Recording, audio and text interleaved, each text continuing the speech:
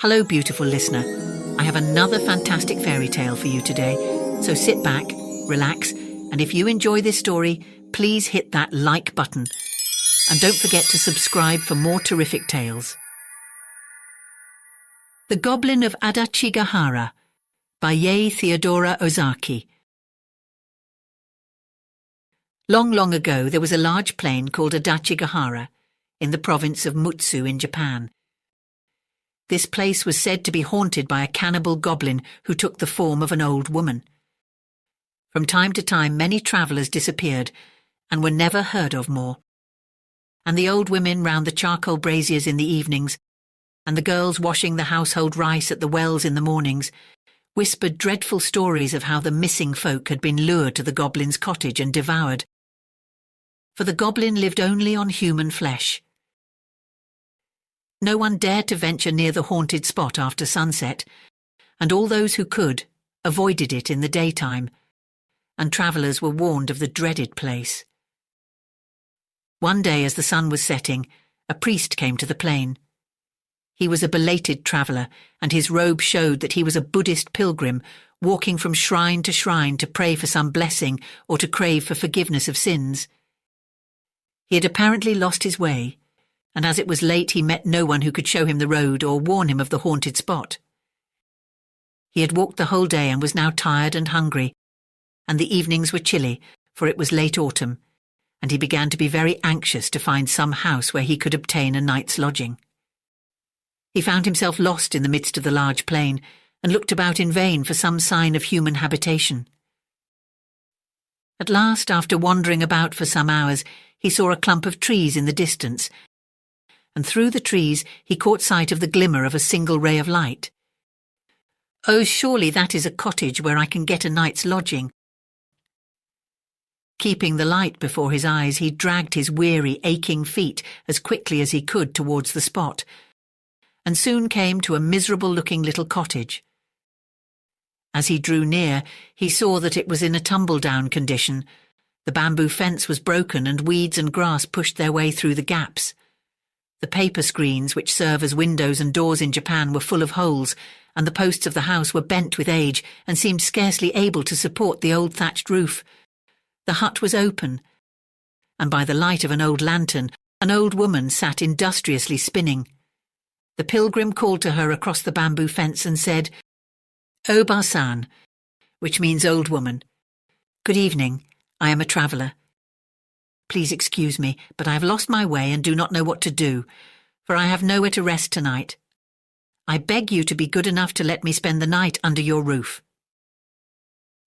The old woman, as soon as she heard herself spoken to, stopped spinning, rose from her seat and approached the intruder. "I am very sorry for you. You must indeed be distressed to have lost your way in such a lonely spot so late at night. Unfortunately, I cannot put you up, for I have no bed to offer you and no accommodation whatsoever for a guest in this poor place." "Oh, that does not matter," said the priest. "All I want is a shelter under some roof for the night, and if you will be good enough just to let me lie on the kitchen floor, I shall be grateful. I am too tired to walk further tonight, so I hope you will not refuse me. Otherwise I shall have to sleep out on the cold plain."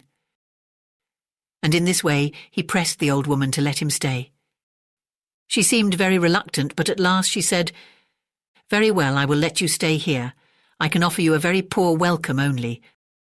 But come in now, and I will make a fire, for the night is cold." The pilgrim was only too glad to do as he was told. He took off his sandals and entered the hut.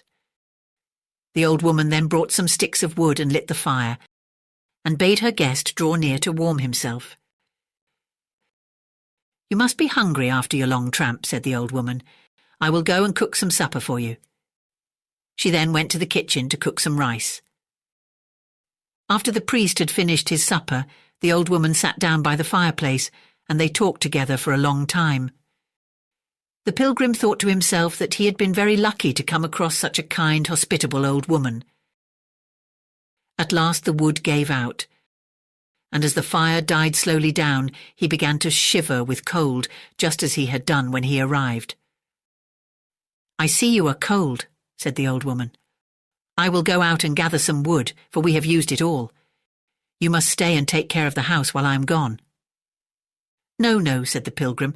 "Let me go instead, for you are old, and I cannot think of letting you go out to get wood for me this cold night."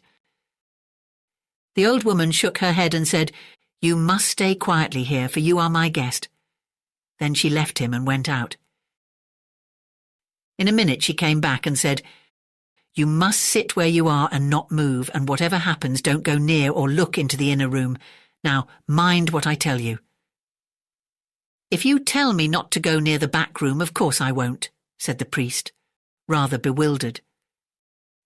The old woman then went out again, and the priest was left alone. The fire had died out, and the only light in the hut was that of a dim lantern.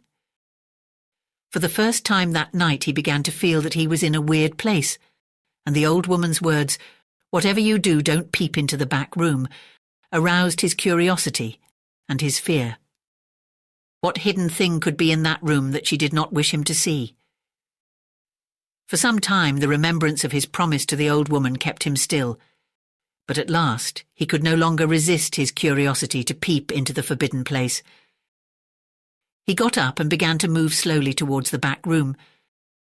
Then the thought that the old woman would be very angry with him if he disobeyed her made him come back to his place by the fireside.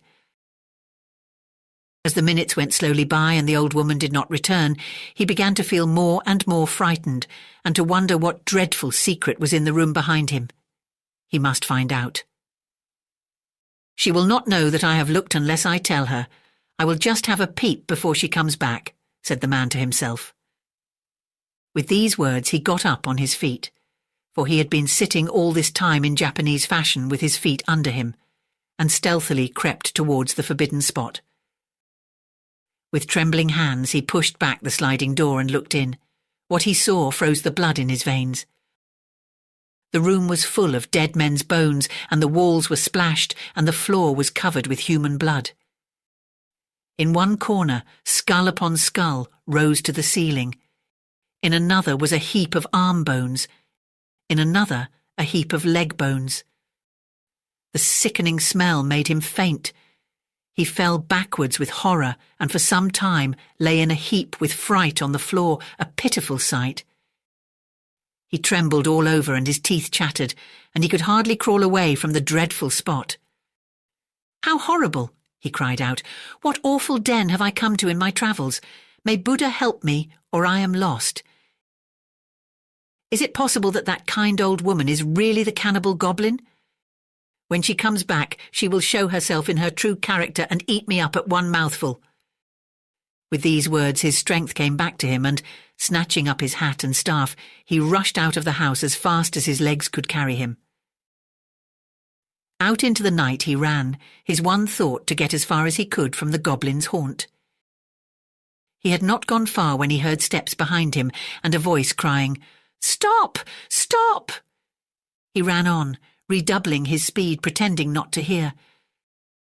As he ran, he heard the steps behind him come nearer and nearer, and at last he recognized the old woman's voice, which grew louder and louder as she came nearer. "Stop, stop, you wicked man! Why did you look into the forbidden room?" The priest quite forgot how tired he was, and his feet flew over the ground faster than ever. Fear gave him strength, for he knew that if the goblin caught him, he would soon be one of her victims. With all his heart, he repeated the prayer to Buddha. "Namu Amida Butsu, Namu Amida Butsu." And after him rushed the dreadful old hag, her hair flying in the wind, and her face changing with rage into the demon that she was. In her hand she carried a large blood-stained knife, and she still shrieked after him, "Stop! Stop!" At last, when the priest felt he could run no more, the dawn broke, and with the darkness of night the goblin vanished and he was safe. The priest now knew that he had met the Goblin of Adachigahara, the story of whom he had often heard but never believed to be true. He felt that he owed his wonderful escape to the protection of Buddha, to whom he had prayed for help. So he took out his rosary, and bowing his head as the sun rose, he said his prayers and made his thanksgiving earnestly. He then set forward for another part of the country, only too glad to leave the haunted plain behind him. Thank you for listening.